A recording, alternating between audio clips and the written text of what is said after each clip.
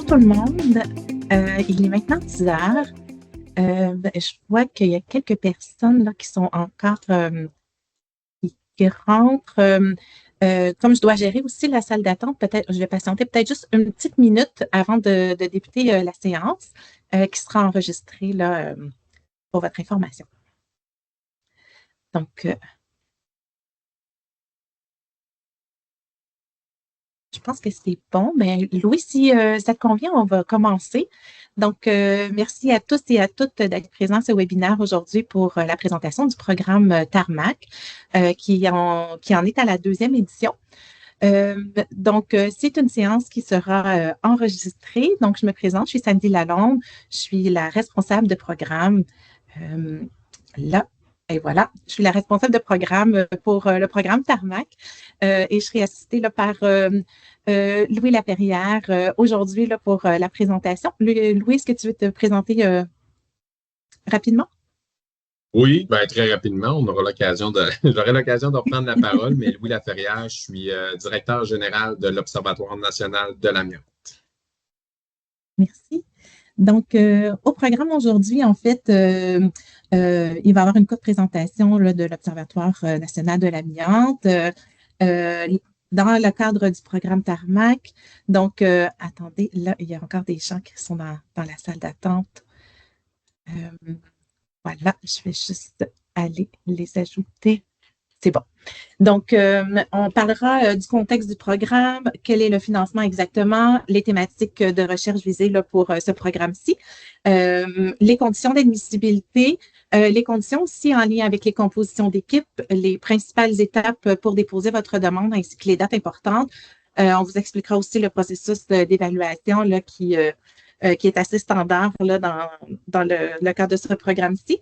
À la suite de chacun, on a divisé la présentation sous format de blocs, donc vous serez invité à poser vos questions à la fin de chacun des blocs. Il y a aussi une foire aux questions, donc je vous inviterai plutôt à attendre à la fin des périodes de questions, ouvrez votre caméra, votre micro pour poser la question à tous, plutôt que d'utiliser soit la conversation ou le Q&A. Dans le cas où il y aurait des questions qui resteraient là et qu'on n'a pas eu le temps d'y répondre aujourd'hui, je pourrais vous contacter directement là, pour répondre à vos questions. On ne répondra pas non plus à des questions trop précises sur des questions d'admissibilité, par exemple, ou pour des cas vraiment particuliers. Donc, dans ce cas-ci, je vous inviterai plutôt à prendre un rendez-vous avec moi là, pour qu'on puisse discuter là, de votre situation spécifique. Donc, on ira plutôt dans des informations plus générales qui touchent l'ensemble de la composition là, des équipes qui déposeront leur projet. Donc, voilà. Je passe donc à la suivante pour la présentation de l'Observatoire. Donc, Louis. Ben, merci beaucoup. Tu pourras passer à la prochaine slide. Merci. En fait, c'est juste un petit mot, puis l'objectif aujourd'hui, là, c'est certainement pas de passer 15 minutes à présenter l'Observatoire, vraiment qu'on se concentre sur les règles du programme Tarmac. Mais juste pour mettre la table en lien avec l'Observatoire national de l'amiante, juste pour revenir un petit peu sur l'historique, c'est une mesure qui a été annoncée en 2022, en fait, dans le cadre du plan d'action, qui a été mis en place, qui a été annoncé plus formellement en 2023, dans un peu sa première année, je dirais, de mise en place de structuration. Puis c'est lors de cette première année-là qu'on a fait un peu les premières démarches en lien avec la programmation scientifique qui est en vigueur actuellement. Mais l'origine, ultimement, de l'Observatoire vient du plan d'action du Québec, qui est en lien avec l'amiante et les résidus miniers amiantés du Québec pour passer d'un passif à un actif durable. C'est un plan qui est pris en charge par le ministère de l'Environnement et l'Observatoire s'inscrivait dans le cadre de ce plan d'action-là comme étant la mesure 5. Après ça, au niveau de l'Observatoire, on s'est fixé certains mandats, certains objectifs.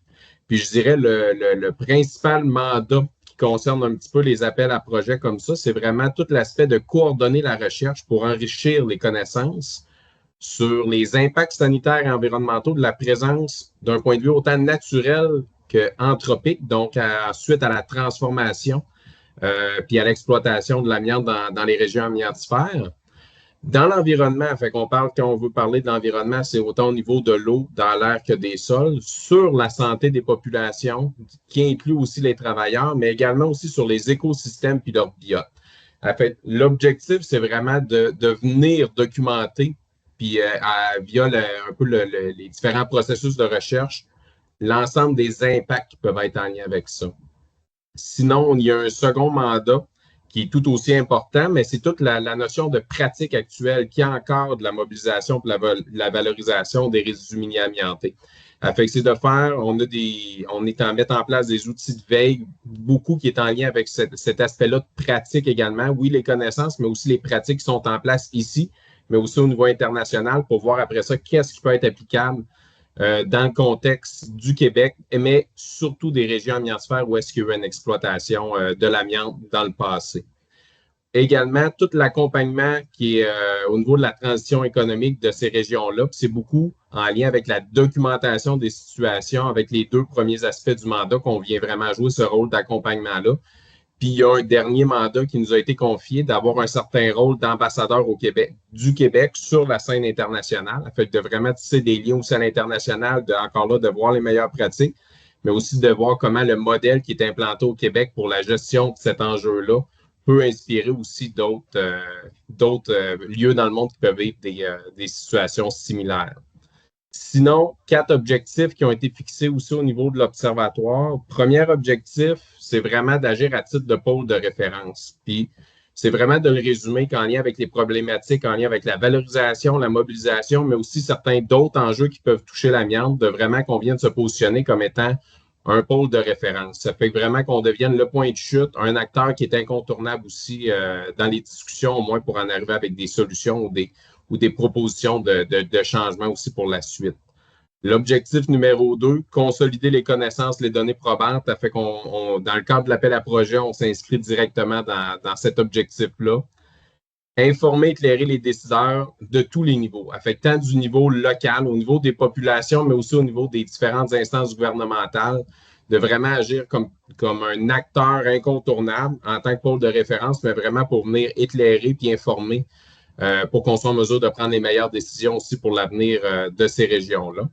L'objectif 4, c'est toute la notion de développer des communautés apprenantes. Fait que c'est beaucoup là qu'on est dans le transfert et la mobilisation des connaissances pour vraiment venir renseigner, donner un maximum d'informations, d'outils aux différentes communautés pour qu'ils puissent se prendre en charge après ça pour la suite, leur avenir, en toute connaissance de cause de la situation particulière en lien avec le contexte qui est ici au niveau de la région. On peut avancer, Sandy? Oui, il y a un petit délai de réponse. C'est parfait. Il faut qu'on prenne une respiration. Donc, mais on est rendu au contexte du programme Tarmac. Oui, c'est ça. Puis au niveau de Tarmac, il est né, il y a eu une première édition l'année dernière, fait qu'un premier appel à projet. Comme Sandy l'a dit, c'est la deuxième mouture un peu de l'appel à projet de Tarmac. C'est ce qu'on souhaite, c'est vraiment maintenir ce rythme-là avec des appels à projets comme ça, Tarmac, dans un contexte annuel. Fait qu'il va y avoir vraiment des suites, il va y avoir des thématiques différentes qui vont être abordées, on le verra plus tard. Mais juste pour mettre la table avec le contexte un peu de pourquoi qu'on en est arrivé aujourd'hui avec des appels à projets comme ça pour initier de la recherche. Juste pour se remettre en tête un petit peu d'un contexte historique, on parle au niveau du Québec, on parle d'une exploitation de plus d'une centaine d'années, de tout ce qui est au niveau de l'amiante. Fait que c'est un contexte historique qui a été, dans le fond, qui a initié carrément l'exploitation minérale au Québec. Fait qu'on parle des exploitations qui ont commencé au niveau de la prospection, au niveau des années 1860, au niveau des premiers travaux qui sont là, mais que ça a vraiment pris un envol au début du 20e siècle, où là, il y a eu vraiment une croissance à l'échelle du Québec au niveau de certaines mines. C'est dans 2 régions principalement que ça s'est concentré. Fait qu'anciennement, Asbestos, Val-des-Sources, avec la mine Jeffrey qui a été exploitée, puis l'ensemble de la région de Thetford avec les municipalités environnantes aussi qui ont été les 2 principaux pôles de l'exploitation de l'amiante au Québec. Puis plus tard, on le verra aussi, il y a eu une exploitation plus dans les années 70 au niveau de la région d'Asbestos Hill dans le nord du Québec, qui s'est terminée dans les années 80-90 également. 1945, ça a été les premiers cas de documentation des risques, en fait, qui ont été liés à l'amiante. Ça fait que c'est pas un dossier nécessairement en lien avec les risques d'exposition à l'amiante qui est nécessairement récent. C'est des choses qui ont été documentées quand même depuis longtemps, mais ça a pris un certain temps quand même avant d'avoir, je dirais, des répercussions au niveau de l'exploitation au Québec de ce type d'exploitation-là. Par contre, dès 1973, il y a eu les premières interdictions d'utilisation de l'amiante dans certains pays. Et au niveau du Québec, il a fallu attendre jusque dans les années 90 pour commencer à voir les impacts au niveau de l'industrie avec une certaine diminution en lien avec la demande mondiale qui a mené à une diminution de la production au Québec dans les années 90 pour en arriver à 2012 avec vraiment une fin d'exploitation, dans le fond, qui s'est conclue pour les 2 derniers sites, qui étaient le site, dans le fond, de la mine Jeffrey à Val-des-Sources actuellement et Lac d'Amiante dans le secteur de Black Lake à Thetford Mines, qui les 2 ont pris fin de leur exploitation en 2012. Il a quand même fallu attendre encore 6 ans avant d'en arriver au niveau du gouvernement fédéral, au niveau du Canada, pour en arriver à un bannissement de l'amiante. Fait que c'est un bannissement, en fait, qui vient interdire l'utilisation, l'exportation et l'importation de l'amiante, ce qui a vraiment un peu clos le dossier. Par contre, ce qu'il faut voir avec aussi, et juste garder en tête avec ce bannissement-là, pour ceux qui sont peut-être moins familiers, c'est vraiment sur l'amiante, le matériel en tant que tel. Par contre, tout ce qui est en lien avec les résidus miniers amiantés, donc qui est issu de la transformation de l'amiante, c'est, dans le fond, ça a été laissé au niveau décisionnel, au niveau de chacune des provinces, de légiférer pour voir comment qu'on peut traiter ou réglementer cette matière-là. C'est là qu'on en arrive aujourd'hui. Dans le fond, c'est en 2019 que le BAP générique sur l'amiante qui a été initié pour voir après ça comment que le Québec peut se positionner pour donner suite un peu à ce bannissement-là, pour voir qu'est-ce qu'on fait avec l'ensemble de ces résidus miniers amiantés-là, qu'on parle d'environ 800 millions de tonnes à l'échelle des 2 régions, Val-des-Sources et la région de Thetford, qui sont présents, qui sont maintenant un passif pour l'ensemble de ces régions-là. Donc, qu'est-ce qu'on fait et comment qu'on le fait pour le bénéfice des régions, mais également du Québec, de traiter cette problématique-là. Fait qu'aujourd'hui, l'ONA, au niveau de l'Observatoire, on vient se positionner comme ça pour venir initier, coordonner, puis mobiliser les chercheurs pour apporter de la nouvelle connaissance pour vraiment, après ça, aiguiller les différents niveaux décisionnels pour savoir c'est quoi les meilleures pratiques, puis c'est quoi qu'on a besoin de connaître d'un point de vue scientifique pour prendre les meilleures décisions en lien avec cette gestion-là du passif des résidus miniers amiantés.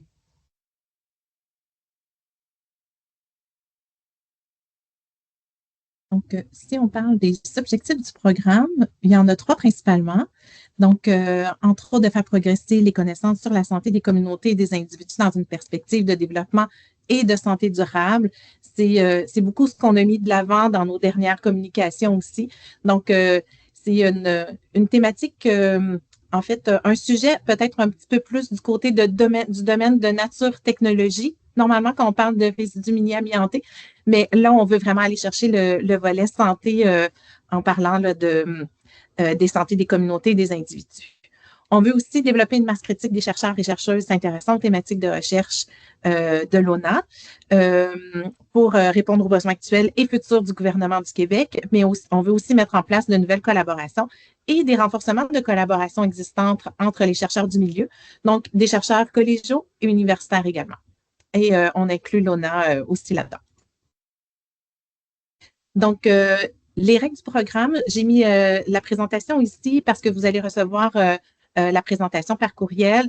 Vous avez un lien cliquable. Les règles de programme sont déjà disponibles sur notre site web. Donc, c'est un peu le résumé de ce qu'on va faire aujourd'hui. Donc, si vous n'avez pas eu la chance d'en prendre connaissance, vous pourrez les retrouver ici.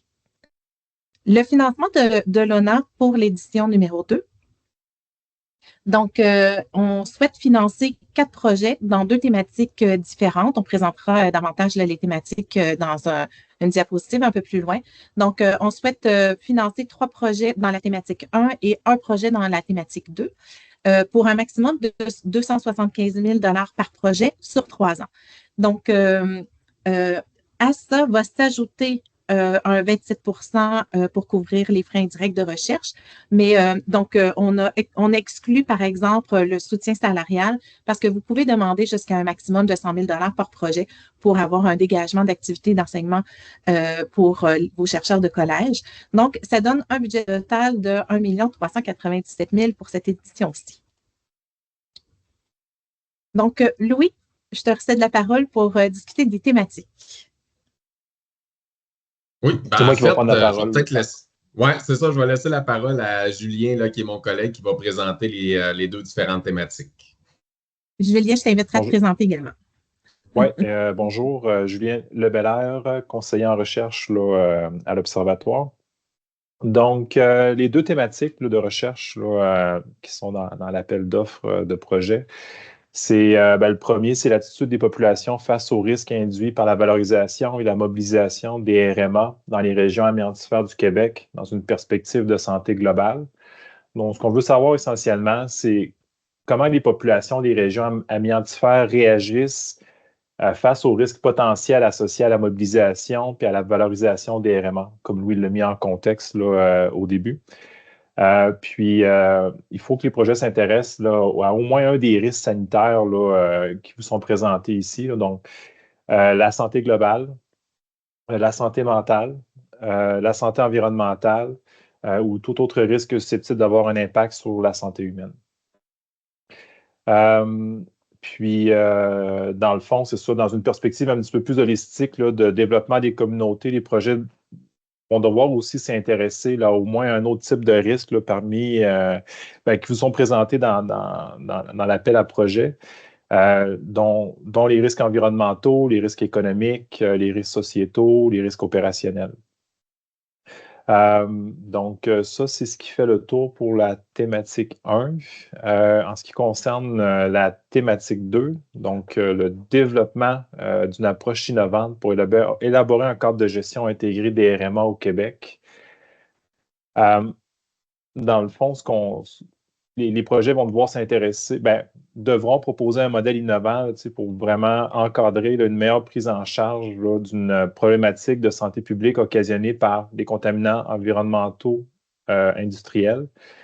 Devront prendre en compte aussi les principes directeurs et les principales actions visant le développement d'un cadre de valorisation des RMA et de gestion de l'amiante énoncés dans le rapport du BAP et d'en faire une analyse scientifique. Puis, prendre en compte l'intégration des différentes parties prenantes, le contexte social, économique des régions amiantifères, ainsi que les différents projets de valorisation en cours ou à venir. À cet effet, les projets pourront s'intéresser là, à différents modèles existants là, ou à différentes pratiques qui encadrent la gestion de l'amiante qui ont été instaurées au Québec là, au fil des années là, par différents ministères ou organismes là, parapublics. Ou aussi peuvent s'intéresser à des pratiques comparables là, ailleurs dans le monde là, qui pourraient être applicables ou transférables dans le cadre québécois. C'est ce qui fait le tour des deux thématiques. Je ne sais pas si, Louis, tu voulais peut-être préciser ou ajouter d'autres éléments que tu veux porter à l'attention des gens. Non, je pense que ça fait le tour, puis on prendra peut-être plus le temps s'il y a des questions en lien avec ça d'y répondre suite à la présentation.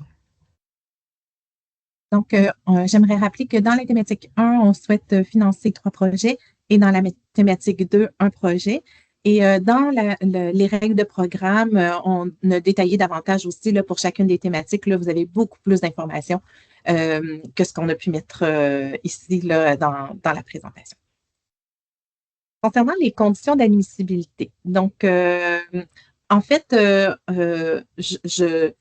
on souhaite avoir un certain maillage intersectoriel. Donc, du côté de cet aspect-là, il y a différentes façons de présenter le mariage intersectoriel. Donc, ça pourrait se présenter, par exemple, au niveau de la conception ou du développement conjoint de problématiques. Ça pourrait être aussi au niveau de la méthodologie innovante que vous allez présenter ou utiliser dans vos projets. Ça peut être aussi au niveau de la composition des équipes. Mais ce qu'on souhaite, en fait, c'est vraiment d'aller peut-être au-delà de disciplines ou de secteurs qui ont qui ont l'habitude de travailler ensemble. Donc, c'est dans ce cadre-là là, qu'on souhaite développer un petit peu plus là, le maillage intersectoriel. Donc, vraiment dans un aspect de recherche collaborative aussi, alors avec des milieux utilisateurs, des citoyens. Donc, c'est les évaluateurs, puis c'est ce qu'on souhaiterait rechercher là, dans les différents projets. Donc, on veut aussi favoriser, bien sûr, comme on l'a mentionné, le regroupement de chercheurs entre milieux collégiaux et universitaires. Donc, c'est un des aspects qu'on souhaite mettre de l'avant là, avec ce programme-là. La mise en place de nouvelles collaborations aussi, parce que donc c'est pour développer peut-être des domaines de santé avec des domaines plus santé. Donc, et ben, il y a aussi des gens qui ont déjà l'habitude de collaborer ensemble. Donc, on vous invite bien sûr à présenter vos projets, puis peut-être intégrer des milieux utilisateurs et penser aussi à la relève étudiante. Donc, la relève étudiante est bien sûr un objectif de ce programme-ci. Donc, pensez à les inclure dans vos diverses activités proposées dans le cadre de votre projet. Ça peut être dans une variété de tâches ou de responsabilités que vous allez leur confier. Ça peut être des étudiants de niveau collégial, universitaire également. Donc, vous avez les postes budgétaires possibles là, que vous pouvez utiliser là, dans le développement de votre budget. La relève étudiante va être prise en compte dans 2 critères d'évaluation, donc au niveau de l'équipe et de la formation de la relève, mais aussi du transfert de connaissances. Donc, au niveau de la composition des équipes, dans la relève étudiante, il faut pas, on vous invite pas à les nommer au niveau des collaborateurs ou quoi que ce soit. Faut inclure, en fait, décrire comment vous allez inclure les étudiants sans nommer précisément les étudiants au niveau des co-chercheurs ou des collaborateurs. Donc, pour la composition des équipes, vous devez minimalement avoir un chercheur principal qui répond au statut de chercheur universitaire clinicien ou chercheur de collège. Vous devez aussi obligatoirement avoir un co-chercheur pour les mêmes statuts, donc 1, 2 ou 3. Et à ça, vous pourrez ajouter d'autres co-chercheurs, notamment des personnes de milieu de pratique, des citoyens et citoyennes, des chercheurs issus du milieu gouvernementaux également. Donc là, comme vous le voyez, on a mis des petits encadrés. Là, donc, ce qui est vraiment obligatoire dans votre composition d'équipe, c'est minimalement 2 personnes et à ça peuvent s'ajouter d'autres co-chercheurs. Et on nomme aussi les collaborateurs. Donc, les collaborateurs, sans limiter, vous pouvez en ajouter. Vous avez, selon la nature du projet que vous allez déposer, le type de collaboration pourrait être différente. Donc, ici, je ne suis pas allée dans le détail des conditions spécifiques pour chacun des statuts. Je vous inviterai plutôt à voir nos règles générales communes pour voir si vous répondez ou non à chacun de ces critères-là. Si vous avez des doutes concernant votre propre statut, bien à ce moment-là, je vous invite à m'écrire directement, puis on pourra voir où se situe votre questionnement plus précisément. Donc, on serait maintenant rendu à la période de questions pour ce qui vous a été présenté jusqu'à maintenant. Donc, je vous invite à lever la main, à ouvrir votre caméra et micro si vous en avez.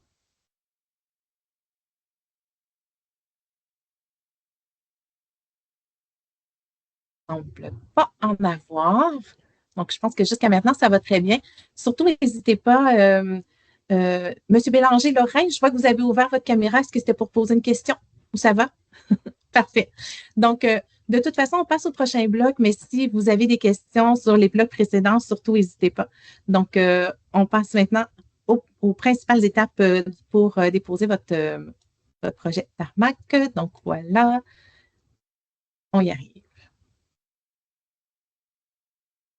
Donc, aujourd'hui, 7 novembre, présentation du webinaire. On a lancé le programme le 24 octobre dernier, donc il y a 2 semaines. Votre pré-demande est attendue le 7 janvier. Donc, on est à 2 mois là, tout juste là, du dépôt de vos pré-demandes. Donc, d'ici là, s'il y a des questions. Surtout, n'hésitez pas avec nous. C'est sûr qu'avec la période des fêtes, je vous dirais de ne pas attendre à la dernière minute avant de poser vos questions parce que ça pourrait occasionner peut-être certains délais. Donc, le 7 janvier, s'il y a une question qui subsiste là, au retour des vacances, on souhaiterait pouvoir y répondre avant pour que vous puissiez les poser dans les temps. Donc, je vous dirais, préparez-vous plus tôt que tard pour cette étape-là. Par la suite, on va faire l'admissibilité des pré-demandes reçues et ensuite, vous serez invité à déposer votre demande pour le 25 janvier, donc 25 février, pardon, pour une annonce des résultats lors du colloque de l'ONA au mois de mai prochain. Donc, comme c'est un programme santé, c'est dans la plateforme santé que vous trouverez le programme Tarmac. Donc, c'est pourquoi je l'ai mis ici. Il faut vraiment cliquer sur santé. Vous allez trouver dans le concours disponible le programme Tarmac. C'est un programme qui est, somme toute, assez classique dans la documentation exigée. Donc, vous avez bien sûr le formulaire qu'on a gardé qu'on a essayé de garder vraiment le plus simple pour la pré-demande, comme c'est normalement, c'est une étape qui est plutôt d'admissibilité administrative. Donc, on va vous demander, bien sûr, de mettre à jour votre CV commun canadien qu'on accepte dans les 3 formats. Donc, du côté soit santé, nature, technologie ou société culture, en autant que la dernière mise à jour soit depuis le 1er juin 2023 au plus tard. Vous pouvez joindre aussi dans la même plateforme ou une autre plateforme les contributions détaillées. Donc, ça, c'est pour le chercheur principal. Pour les co-chercheurs, en fait, pour les statuts universitaires, cliniciens et chercheurs de collège, le CV commun et les contributions détaillées sont aussi acceptés dans les 3 formats. Ils se joignent directement à la plateforme à votre demande. Donc, le lien se fait. On a mis une petite précision concernant les statuts 4A, qui est des chercheurs gouvernementaux d'organismes reconnus par les FRQ, parce que le lien entre la plateforme du CV commun et FRQNet ne se fait pas.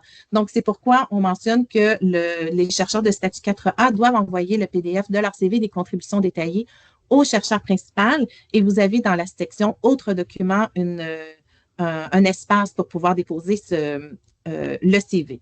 C'est important de le préciser parce que certaines personnes par le passé pensaient que ça se faisait automatiquement, puis là, malheureusement, c'était un document qui n'était pas joint finalement à la demande au document final. Donc, assurez-vous là, de refaire un tour là, de votre demande là, avant de le transmettre.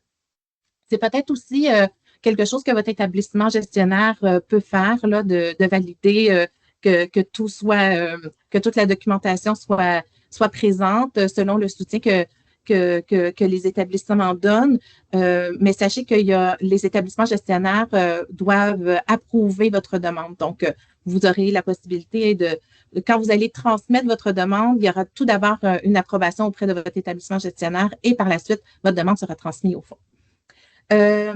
On parle aussi des statuts 4B. Donc, les 4B, c'est des chercheurs d'organismes privés. Et les personnes de milieu de pratique, c'est un CV abrégé. Donc, on met ici là, le lien vers le gabarit des CV abrégés qu'on vous propose. Vous le trouverez également du côté de la boîte à outils là, dans le bas du site web. Il y a une boîte à outils là, quand vous cliquez dessus. Je pourrais peut-être rajouter la petite imprimée écran là, avant de vous envoyer la présentation pour que vous sachiez où le trouver. Et à ce stade-ci, si vous avez des personnes, des citoyens et citoyennes partenaires ou des personnes qui agissent à titre individuel dans votre composition d'équipe, pour la pré-demande, on ne demande aucune documentation là, pour cette étape-ci. Donc, par la suite à la demande, ce qu'il faut savoir, c'est que tout ce que vous avez présenté lors de la pré-demande est reconduit pour votre demande. Donc, on vous facilite un petit peu les choses. Par contre, vous aurez une description de projet à mettre à jour parce que vous aurez plus de pages.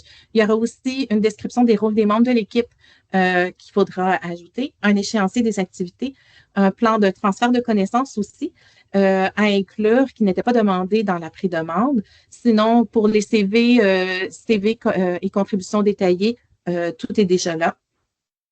À ce stade-ci, on va demander un formulaire d'intérêt pour les citoyens et citoyennes qui souhaitent participer à votre projet.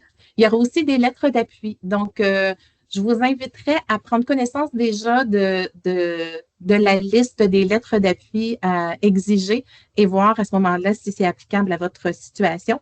En faire peut-être déjà la demande, étant donné que le délai sera quand même assez court entre le 7 janvier et le 25 février. Donc, vous pourrez peut-être déjà voir avec les personnes concernées d'entamer ce processus-là. Ici, on a mis l'emphase sur deux lettres concernant les chercheurs de collège, parce qu'en fait, si c'est un chercheur de collège qui est chercheur principal, on demande une lettre d'appui au projet signée par le directeur ou le représentant de son établissement d'attache. Et si, par exemple, vous êtes un chercheur de collège dans un statut précaire, donc qui n'a pas qui est à contrat ou qui n'a pas un poste permanent, à ce moment-là, c'est possible quand même pour vous de déposer un projet, mais on vous demande une lettre d'appui qui confirme en fait que votre poste est assuré pour la première année, là, minimalement, du financement que vous allez recevoir. Donc, on précise aussi donc qu'il n'y a aucune autre documentation nécessaire là, pour les statuts 1, 2, 3 et 4 et 4B. Donc, peut-être que je parle un petit peu en jargon. Là, pour moi, c'est quelque chose avec lequel je travaille. On a essayé les définitions sont bien détaillées. Donc, en tout cas, si vous avez des questions, vous me le direz. C'est par souci de raccourcir un peu la présentation pour ne pas les nommer toujours au long. Je sais que ça peut être une notion un peu ardue, les statuts en recherche là, qui sont admissibles là, pour nos programmes quand on n'a pas l'habitude. Donc, on prendrait déjà comme une petite pause pour voir déjà si vous avez des questions peut-être concernant les statuts d'admissibilité puis la documentation exigée.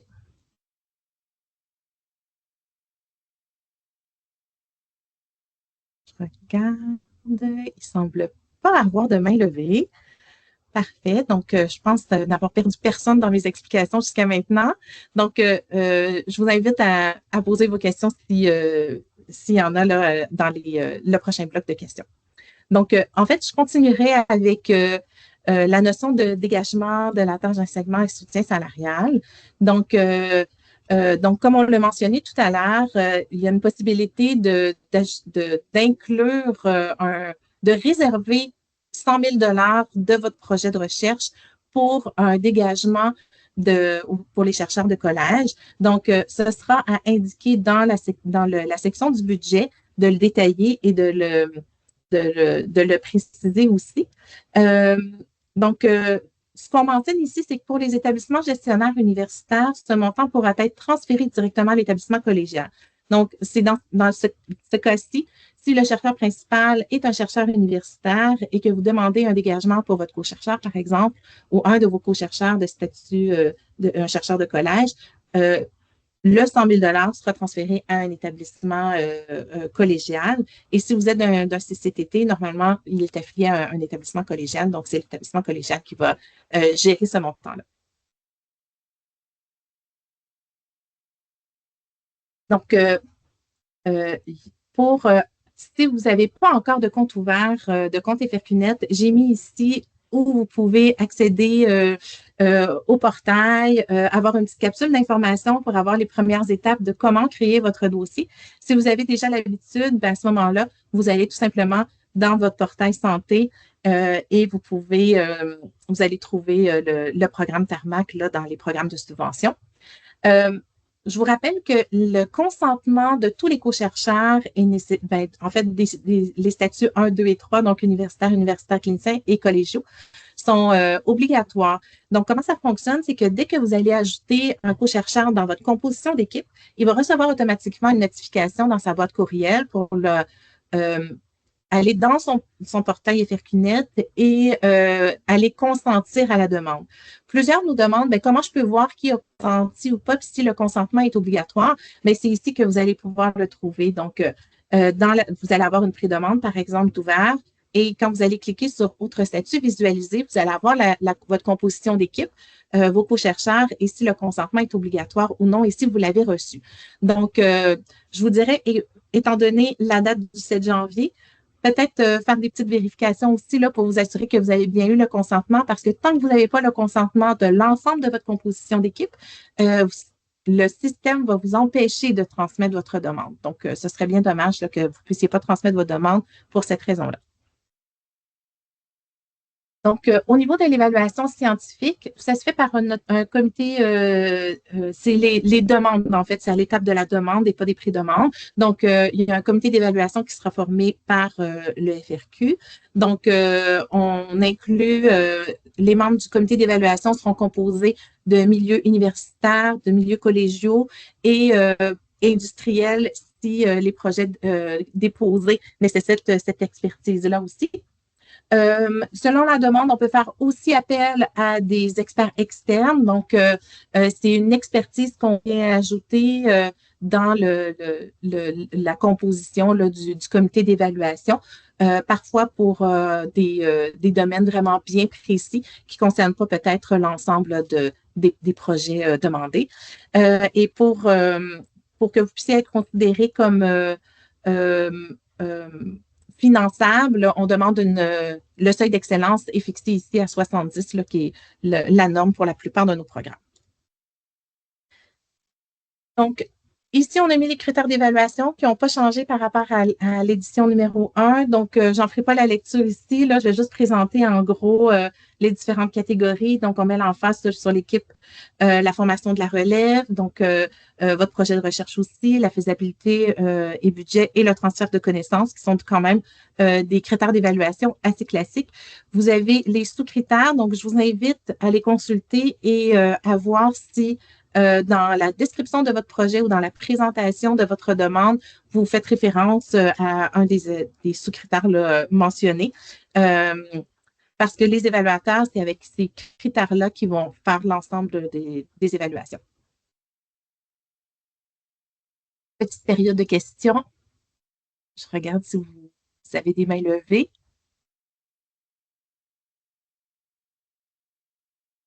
Donc, je vais poursuivre pour au niveau des dates importantes. Donc, comme on l'a mentionné tout à l'heure, donc, les dates importantes, le 7 janvier pour le dépôt des pré-demandes. Donc, préparez-vous plus tôt que tard. Par la suite, dès la semaine suivante, en fait, je pense que là, on sera autour du 11, 12, 13 janvier. Là, vous allez recevoir un courriel de notre part pour l'ouverture des formulaires de demande. Vous aurez jusqu'au 25 février pour préparer votre demande. Et par la suite, entre le mois au mois de mars-avril, il y aura le comité d'évaluation et les récipiendaires seront annoncés lors du colloque de l'ONA au mois de mai prochain, auquel on vous invite d'ailleurs à y participer, que vous déposiez ou non votre projet là, dans le cadre de cet appel à proposition. J'avais mis une petite période de questions ici, mais là, je ne vois pas de main levée. Dans la présentation que vous allez recevoir, je mets ici mes coordonnées. Donc, on est vraiment disponible en tout temps pour répondre à vos questions. Je vous invite à être précis dans le courriel que vous allez envoyer. Moi, ça m'aide vraiment à préparer la réponse que je pourrais vous donner. Bien sûr, on envoie des questions par écrit, mais si on voit que c'est nécessaire, on peut aussi prévoir une rencontre Teams pour qu'on puisse échanger sur votre question. Que parfois, une question en amène plusieurs autres. Là, donc, je suis vraiment ouverte à l'organisation de petites rencontres comme ça pour vous permettre là, de mieux avancer dans la rédaction de votre pré-demande. Donc, je crois qu'on a une main levée. Oui, j'ai une question très rapide et très simple. Au niveau de la pré-demande, oui. Est-ce que vous allez, est-ce qu'il y a une sélection à cette étape-là? Là? C'est pas clair pour moi. Vous envoyez seulement des réponses positives à un groupe select ou tout le monde qui fait une pré-demande est invité à faire la demande complète par la suite? En fait, tout le monde qui a déposé une pré-demande et qui est admissible seront invités à déposer une demande. Donc, il n'y a pas de présélection parmi les prédemandes qui sont déposées. Donc, c'est pour ça que c'est important, je pense, si vous avez des questions, de communiquer avec nous pour peut-être valider là, certaines informations, donc pour vous assurer là, que vous passez bien à la prochaine étape. Donc, j'étais ici. On a une adresse courriel Tarmac, une adresse générique qu'on a créée. Donc, ça permet, si vous utilisez cette adresse-là, c'est que ça permet, en mon absence, que d'autres collègues puissent prendre le relais là, pour répondre à des questions, étant donné là, que le délai est quand même assez court.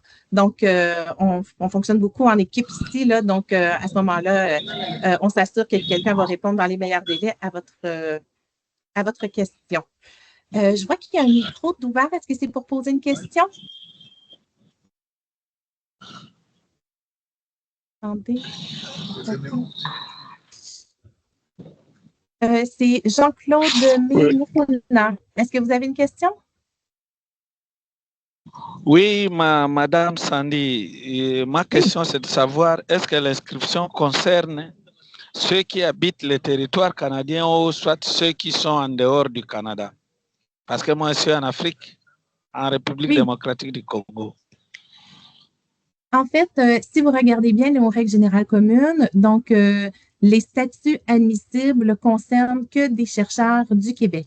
Donc, pour répondre au statut de chercheur universitaire clinicien et collégiaux, il faut avoir un poste dans un établissement gestionnaire reconnu du Québec.